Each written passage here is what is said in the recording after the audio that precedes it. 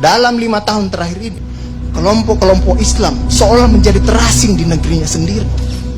Itu yang dia rasakan. Berapa ulama yang berjuang mendirikan republik ini? Indonesia 80% penduduknya umat Islam. Tidak pernah meminta 80% hasil sumber daya alam yang dikuasai negara untuk umat Islam. Gak ada yang minta. Ada gak dia minta? 80% umat Islam penduduk Indonesia tidak pernah meminta 80% APBN untuk umat Islam. Gak ada yang dia minta. Sederhana permintaan umat Islam. Dia mau berdialog sama Tuhannya. Dia mengingatkan umatnya akan kebaikan, yang tidak hanya mengajarkan doa makan dan doa minum, tapi juga cara memilih pemimpin. Itu kira-kira. Inilah ketegangan-ketegangan. Ketika agamanya dinistakan, kok susah sekali ini membawa ke proses hukum. Muncullah demo berjilid-jilid, yang kemudian berujung ulamanya tidak bisa pulang. Belum lagi penghujung, kemudian ada agama yang diperhadapkan sebagai musuh besar Pancasila. Nah, ini yang menarik menurut saya. Saya ini Islam, tapi bukan pengetahuan Islamnya seperti Ustadz Ali Muhtar Ngabalin dan Abu Bakar, Ustadz Abu Bakar.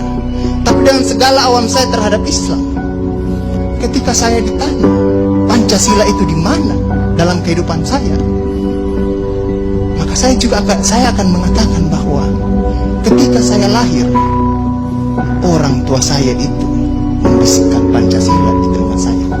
Cuma bahasanya bukan seperti yang tertulis dalam Undang-Undang Dasar. Dia membahasakan Allahu Akbar, Allahu Akbar, Asyhadu an la ilaha illallah, Asyhadu anna Muhammadar Rasulullah. Apa yang saya dengar di situ? Ketuhanan yang Maha Esa. Hayya 'alas shalah. Apa yang saya dengar di situ? Mari kita bersatu sama-sama, karena kita akan mendirikan sholat. Dan Al-Ankabut mengatakan sholat itu mencegah kamu dari perbuatan keji dan mungkar. Ada kemanusiaan yang adil dan beradab. Saya dengar di situ. Hayya 'alal falah. Mari sama-sama menuju kemenangan. Kemenangan yang bagaimana kita peroleh? Kerakyatan yang dipimpin oleh hikmat kebijaksanaan dalam permusyawaratan perwakilan. Kemenangan yang bagaimana? Keadilan sosial bagi seluruh rakyat Indonesia. Itulah kemenangan yang kita tuju. Kita kembali lagi takbir. Allahu Akbar, Allahu Akbar, la ilaha illallah. Kita ulang lagi. Dan Pancasila yang kita tiupkan itu 5 kali sehari, belum selesai di sini, selesai bunyi terus. Ya kan Ustaz kan? Belum selesai di daerah sini, selesai bunyi bertalu-talu terus. Seluruh dunia bertalu-talu. Inilah Islam. Yang kemudian sekarang dalam kelompok ini Ustaz Ali Muhtar Ngabalin, saya banyak belajar dari beliau. Inilah yang kemudian sekarang, kenapa kami mau diperhadap-hadapkan?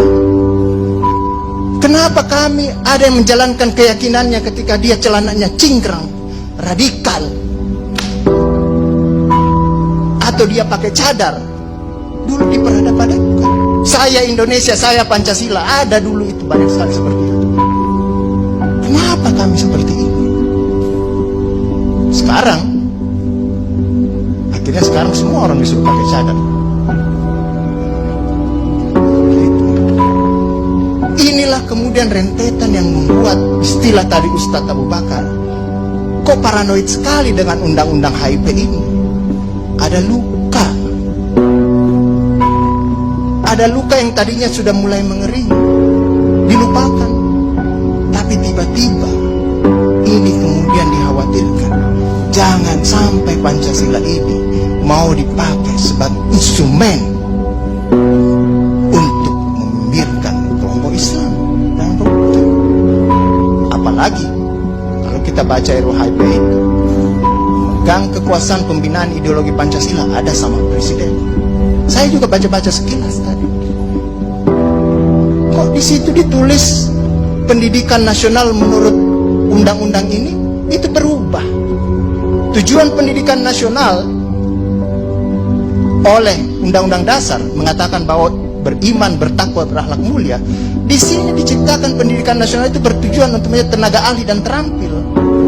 Ini kan mau dikasih jadi tukang bagi kapitalis kalau seperti itu berpikirnya. Nah, inilah yang kemudian yang dirasakan oleh kelompok-kelompok Islam dalam perspektif perjalanan konstitusional kita, bahwa ada yang tidak adil dilakukan oleh kekuasaan.